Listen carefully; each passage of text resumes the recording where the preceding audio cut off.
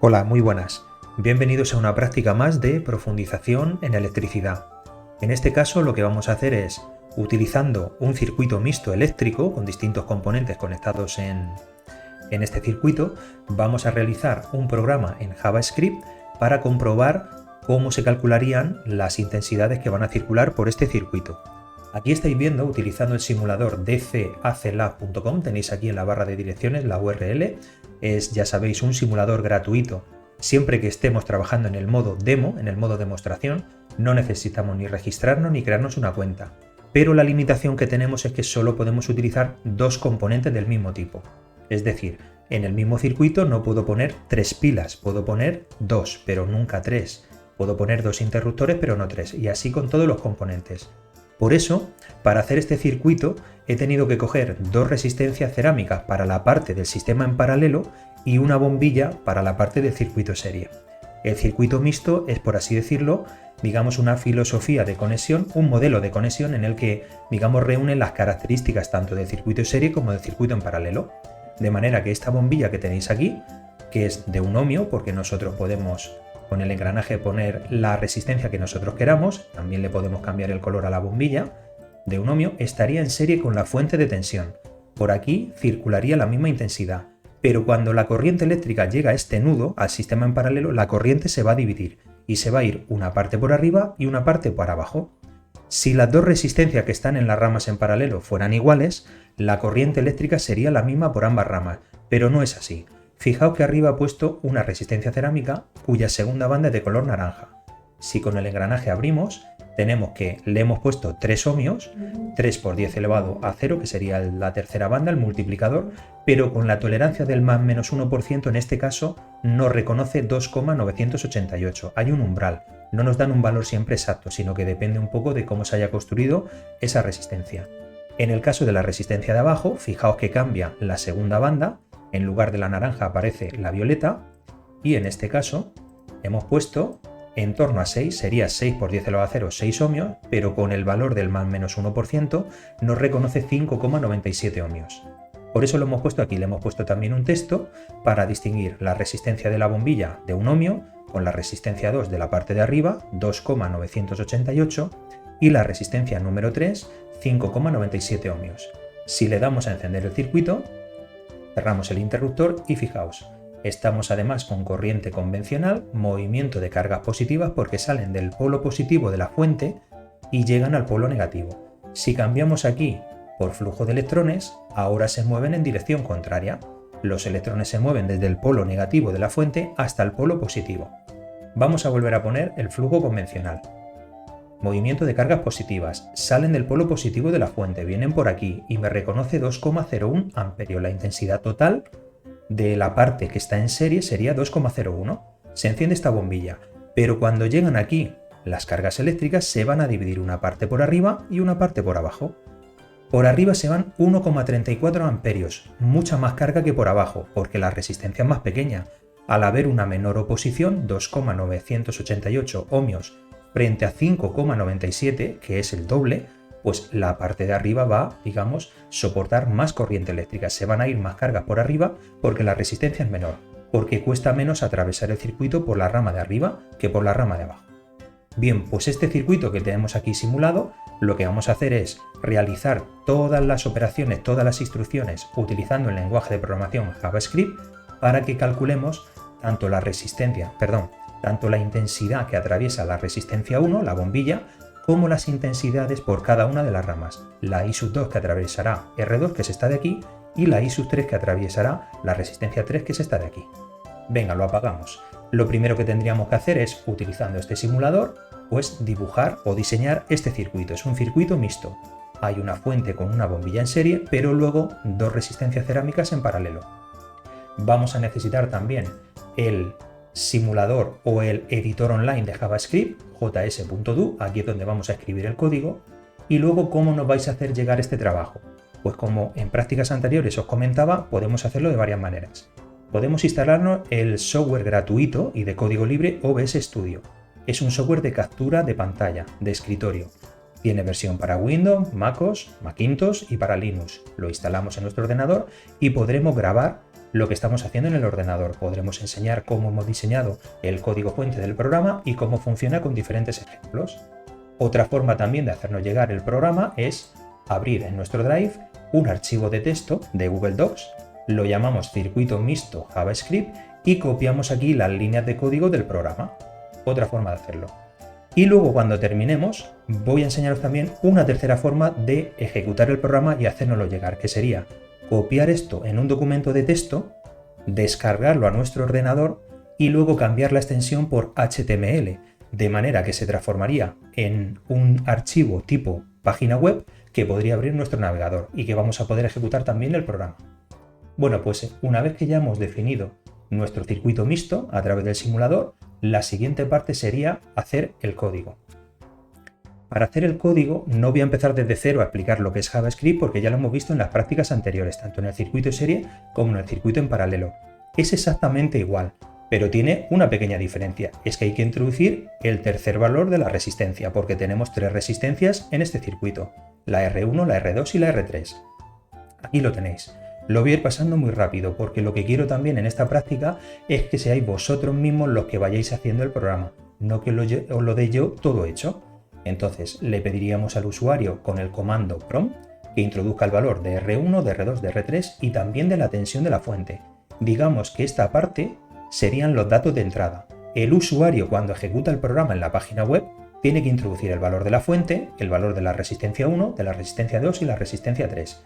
Y ya el programa me va a calcular primero la resistencia equivalente del circuito, que es un circuito mixto, hay que tener en cuenta el concepto de serie y paralelo al mismo tiempo, y luego las intensidades que van a circular por ahí, tanto la intensidad total que pasa por R1 como la intensidad que pasa por la resistencia 2 y por la resistencia 3.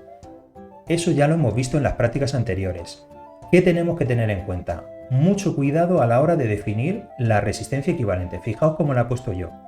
Como tenemos que sumarle a la resistencia 1 la resistencia equivalente de las dos ramas en paralelo, vamos a utilizar el comando o la instrucción parseFloat para que nos valga tanto para números enteros como para números decimales. Le sumamos R1 más la fórmula que calcula la resistencia equivalente del sistema en paralelo. El producto de las dos resistencias, R2 por R3, dividido por la suma de ambas resistencias, R2 más R3. Pero ya sabéis que siempre que sumamos números en JavaScript, y para que nos sirva tanto decimales como números enteros, debemos utilizar la función parseFloat. Aquí tenéis el cálculo de la resistencia equivalente. Como en la práctica anterior, también vimos que si ponemos decimales nos pueden aparecer muchos números decimales en los cálculos. Los aproximamos a dos posiciones. Así que definimos una segunda variable resistencia equivalente aproximada utilizando el comando o la instrucción .toFixed y entre paréntesis las posiciones que queremos que aproxime. Una vez hecho eso, ya obtendríamos la resistencia equivalente y con la resistencia equivalente ya podemos calcular el valor de I1, el valor de I2 y el valor de I3. Pero por supuesto, antes de hacer este programa, tenemos que tener bien claro cómo se calcula un circuito mixto. Tenemos que saber la ley de Ohm y tenemos que saber aplicar bien el concepto del reparto de tensiones, del reparto de intensidades, la ley de conservación de la carga y también el cálculo de las resistencias equivalentes, tanto en serie como en paralelo. Esto os lo explicarán vuestros profesores en clase, pero si tenéis cualquier duda podéis preguntarles por si hay algún concepto que no se entiende. Una vez que habéis entendido el concepto de circuito, serie, paralelo y mixto, es aplicar la ley de Ohm y las fórmulas de las resistencias equivalentes convenientemente. Y con lo que hemos visto en la práctica 1 y en la práctica 2 de circuito serie y circuito paralelo, pues yo creo que ya estáis en condiciones de poder hacerlo perfectamente. Yo lo dejo por aquí, os lo paso, podéis parar el vídeo, pero la idea es que vosotros hagáis el código sin tener que estar mirándolo continuamente, porque si lo miráis completamente, lo único que hacéis es copiar el código que yo estoy poniendo aquí. Intentar hacerlo por vuestra cuenta. Vais ejecutando el programa, utilizando runcode, y entonces vais viendo y depurando los errores de programación que podáis tener. Aquí vamos a hacer un ejemplo. Aquí tenemos en el simulador 6 voltios, las dos resistencias, pues vamos a ponerlas. En este caso nos venimos aquí, vamos a ejecutar el código, le ponemos como tensión de la pila 6 voltios, aparece un pop-up, ya sabéis que el comando PRON es un pop-up donde le pedimos información al usuario. Luego vamos a poner como resistencia 1 de la bombilla 1 ohmio, resistencia 2, la que tenemos arriba, 2.988, la resistencia que tenemos abajo, 5.97, le damos a intro y ahí está el cálculo. Nos dice que la resistencia equivalente del circuito es 2,99 ohmios. Esto no lo podemos comprobar en el simulador. Lo que sí podemos comprobar es que la resistencia 1 es 2,01, la 2 1,34 y la 3 0,67.